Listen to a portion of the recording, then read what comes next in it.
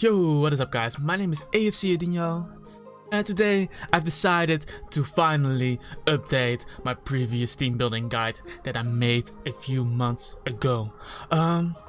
Many of you guys have been asking me this a lot, and it has finally driven me to the point to where I got nuts and actually did it, so I hope you guys will enjoy it.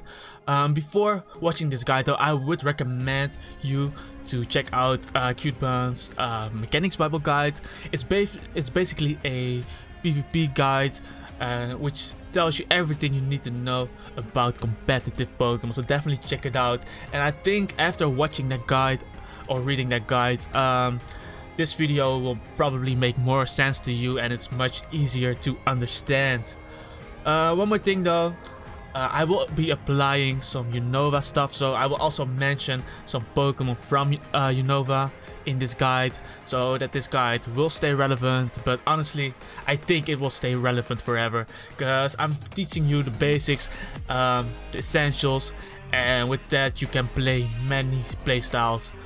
So without further ado, let's see what we are going to talk about in this guide. So the things that we are going to discuss in this guide are synergy, cores, win conditions, archetypes, entry hazards, playing against these archetypes, and I will finish it off with telling you something about lead matchups. Most of these topics are also discussed or also explained in Cuteban's Mechanics Bible Guide, but we are going to apply it, so definitely check out that guide first so that you understand what we are going to talk about, because I will use many terms that you might have never heard about, or you have heard about it but you don't know what they exactly mean. So definitely check that out first. But now let's talk about synergy. Okay, synergy. You might be wondering, in the previous team building guide, I basically gave you 6 rules that your team had to fill. So it was basically, you need A, B, C, D, E, and F, and if you have all those things covered, you have your team. This is an easy way when you are starting out, but I prefer to approach team building in a different way, and I think that once you get more experience, you should also look at this way I'm going to explain, because I look at synergy. And to put it simple, synergy is basically how well do the Pokemon work together. An example could be Slowbro and Gliscor. While Slowbro is able to tank a lot of hits, Gliscor can stall break the bulky Pokemon that Slowbro cannot beat 1v1, and in return Slowbro can take the water and ice type attacks that Gliscor will struggle against, and therefore they have great synergy together. So when 2 or more Pokemon work really well together, they have synergy, and that will basically become a core. And this is really what you guys should be thinking about when you're starting a team. Pick your Pokemon you want to build a team around, and first pick another Pokemon that work really well with it, and let that be your core and build from there. But now let's talk a bit about cores in general. Okay, a team building process should always start by thinking about certain cores. Most of the times cores are divided in 2 parts. You'd either be talking about an offensive core, or you'd be talking about a defensive core. There's also a third type of core. I will mention this a bit later, but I won't go too in depth about it. But let's keep it at 2 cores for now. And as I earlier mentioned, a core is a group of 2 or more Pokemon that work really well together to reach the end goal, which is winning. But most of the times it's easier to just pick 2 Pokemon for your core and build around that. A goal for a core could be to beat all the defensive checks so that a certain Pokemon can sweep, or perhaps to defend against a lot of damage. And let me explain, let me give you guys a few examples of some cores. The first core here is a core with Dragonite and Magnezone, and this is also known as the famous Drag Mag core. Because Dragonite has a lot of damage with Outrage, he's a heavy damage dealer, but he's also able to sweep with Dragon Dance and a priority move in extreme speed. But the Pokemon that Dragonite struggles against are bulky fairy types like Fable, bulky water types that can use Ice Beam like Slowbro, bulky steel types like Skarmory and Ferrothorn if Dragonite doesn't have Fire Punch. And this is basically where Magnezone comes in, because Magnezone beats fairy types with its Flash Cannon, Magnezone beats bulky water types with Thunderbolt and Volt Switch, and Magnezone beats bulky steel types like Ferrothorn and Skarmory with Magnet Pool, trapping them, and Hidden Power Fire or Volt Switch and Thunderbolt. So, and in return, Dragonite can beat Fire type Pokemon, Dragonite can beat other Pokemon that doesn't resist the Outrage. So that's basically the idea.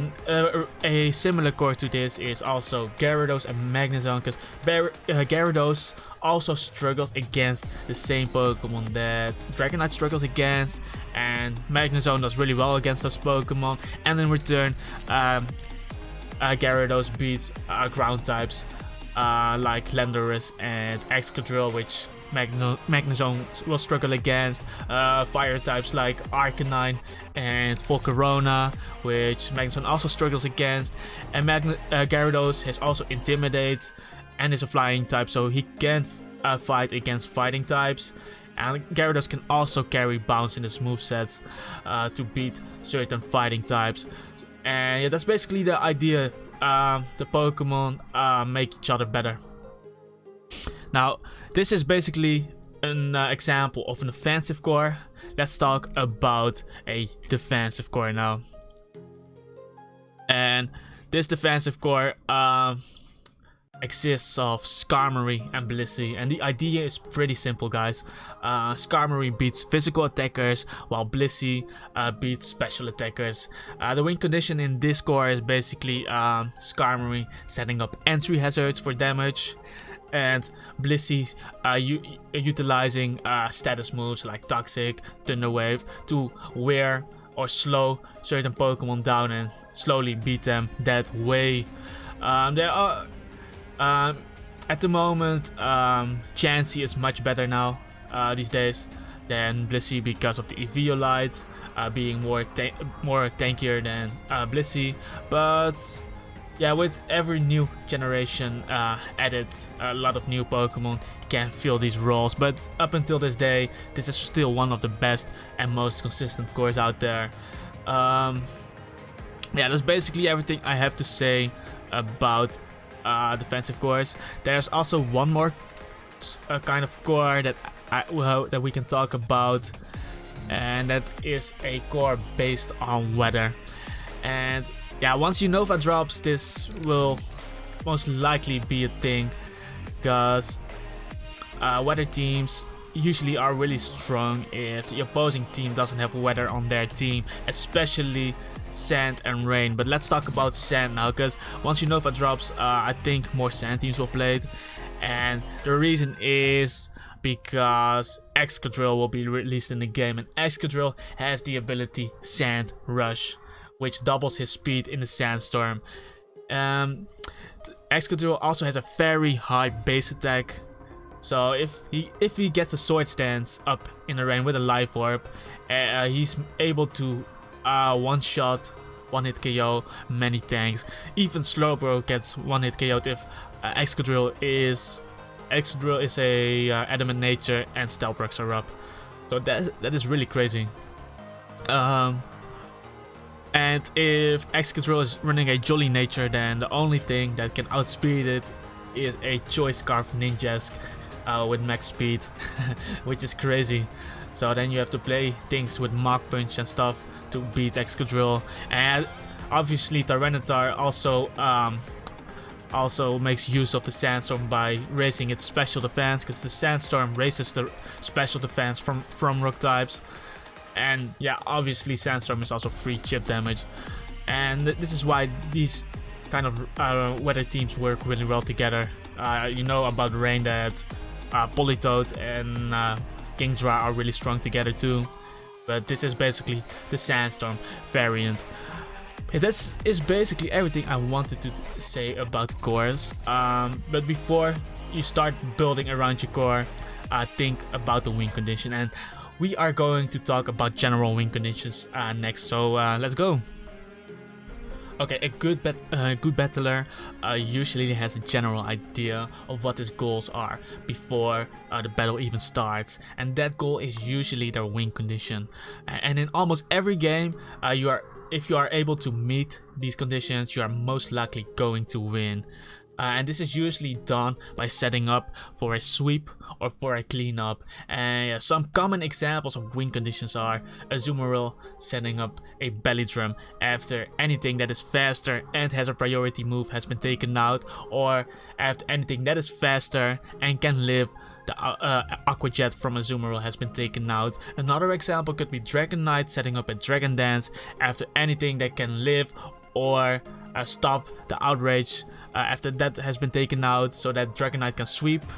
And one more example could also be Garchomp setting up a Swords Dance after anything that is faster has been paralyzed by T-Wave, or anything that is faster has been taken out. These are just some general win condition ideas, but you should really decide a win condition early on in the team building process and build a team that makes it easier to get you to that point. But a win condition can always change in a battle, but it's always nice to have a good win condition when you are building a team. Just a general win condition when you are building a team. But yeah, that's basically everything I wanted to say about win conditions. Let's talk about archetypes, because your team will fall under a certain archetype when you are starting to build around your core. So let's talk about archetypes. Okay, we already talked about cores in general, but depending on the core of your team and what you build around it, your team will fall under a certain archetype. And an archetype is basically a group that your team will fall under. So I'm not really into this technical stuff, but what I know about archetypes is that they are categorized by the amount of turns they usually take to win a game. And these archetypes are divided in 5 groups, starting from hyper offensive and ending on full stall. So let's talk about each one of them. The first one, hyper offense, most of the times also referred as HO, and this is the most aggressive playstyle in Pokemon. Most of the times they will run soft checks for multiple possible opposing sweepers, and your goal is basically creating momentum so that you win before your opponent can pursue their own goals. So basically it's winning before your opponent does. And in most cases you will try to feel out your opponent first and make safe plays at the beginning, and this allows an HO player to pursue their goals early while the opponent is playing safe. And with the right decisions, an HO player can quickly end the game. But the downside of this playstyle is that you will run out of steam very quickly because of the build of your team, and the longer the game goes on, the harder it basically gets for you. And remember, if anything doesn't go your way, you will most likely lose, because you don't really have any comeback material on your team, because it's usually based on winning first. So if you don't win first, then it's most likely over. I often see on hyper offensive teams, I often see suicide leads, and they are leads that try to set up entry hazards, and after they've set up those entry hazards, they are going to use a suicide move like explosion so that they can bring in something else safely, and meanwhile the opponent cannot abuse these entry hazard setters.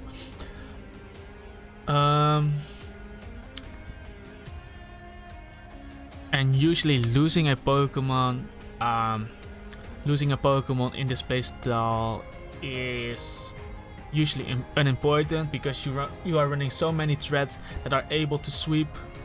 And yeah, this is basically, this on the screen is an example of an HO team that I built.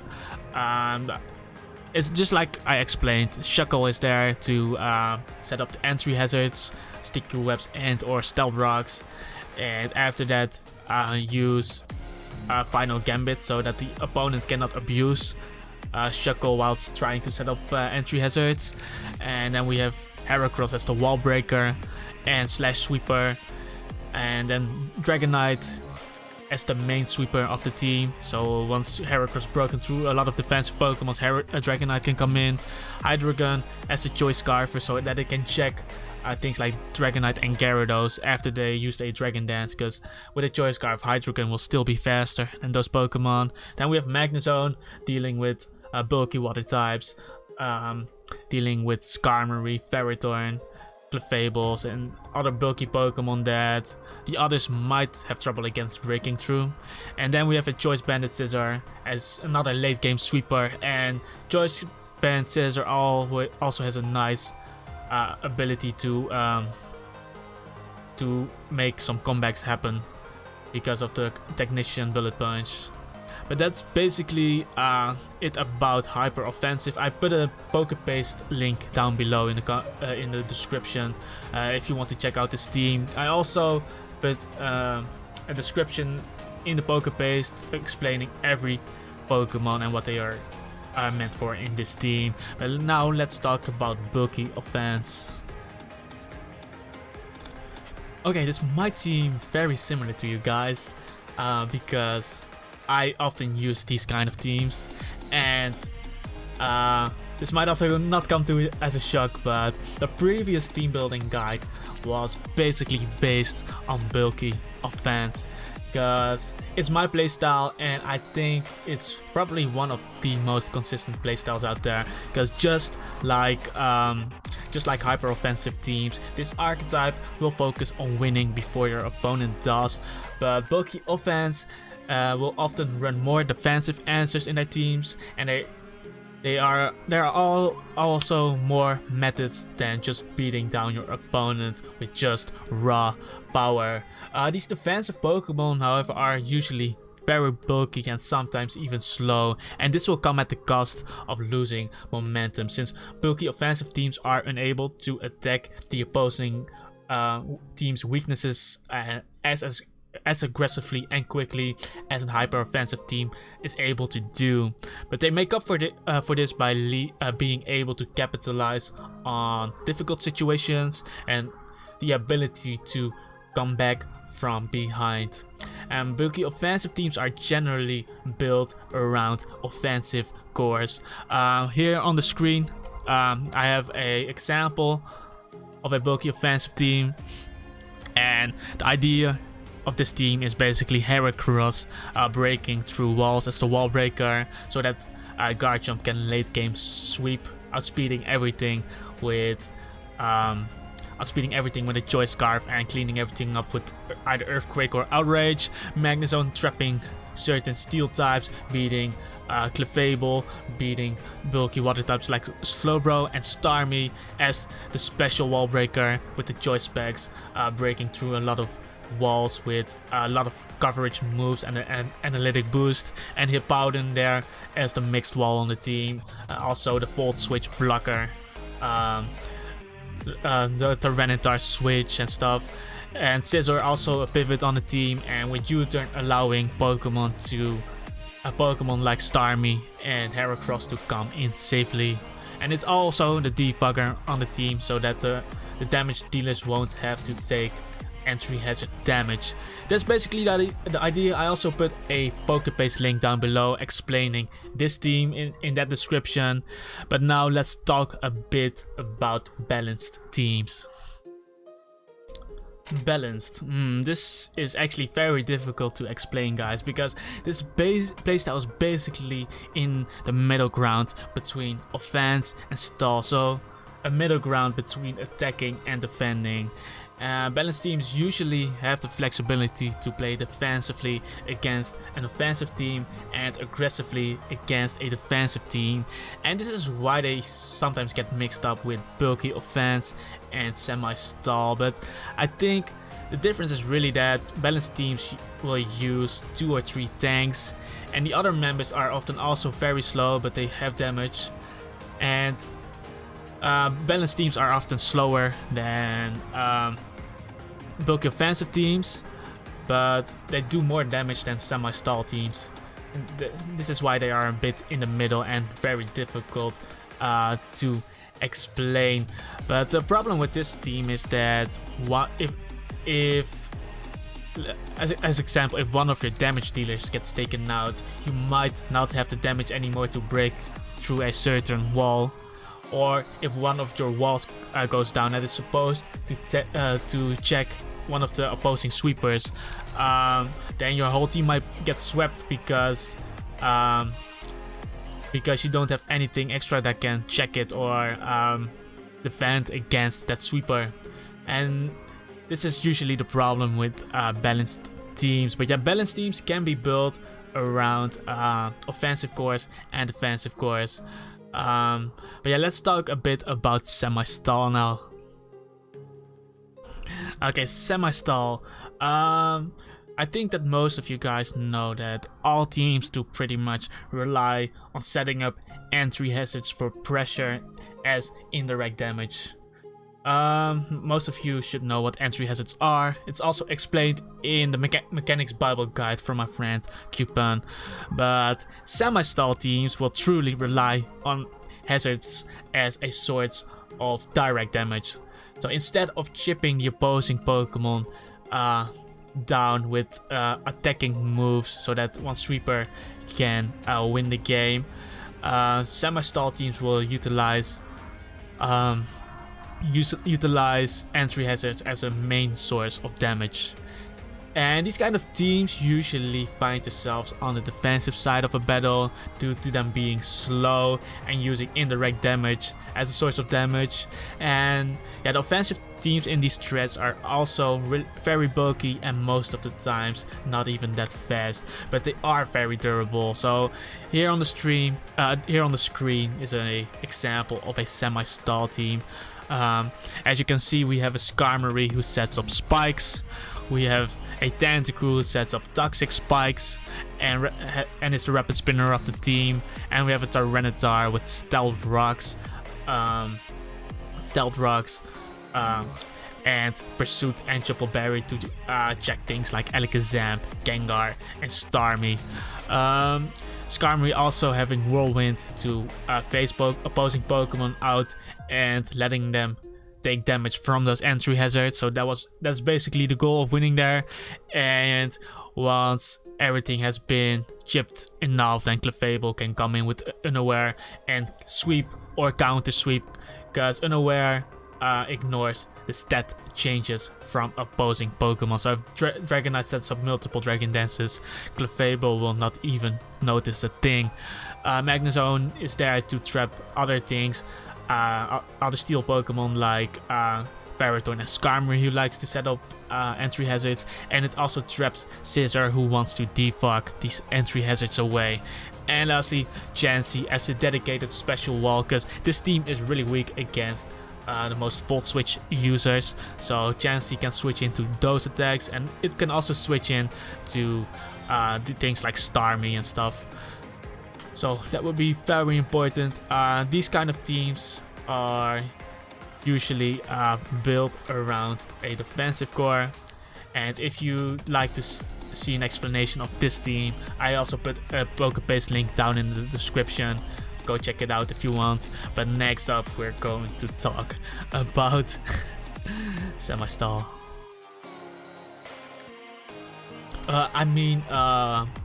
Full stall, of course. But honestly, I can't believe I'm doing this, because I really don't want you guys to play this or to get any ideas from this. But for the sake of this video, I'm sorry, Iron Jesus. I'm really sorry. I'm going to do it anyway. Okay, while semi-stall uses mostly entry hazards to wear down opposing Pokemon, allowing certain Pokemon to sweep. Full Stall utilizes entry hazards, PP, and status moves as win conditions.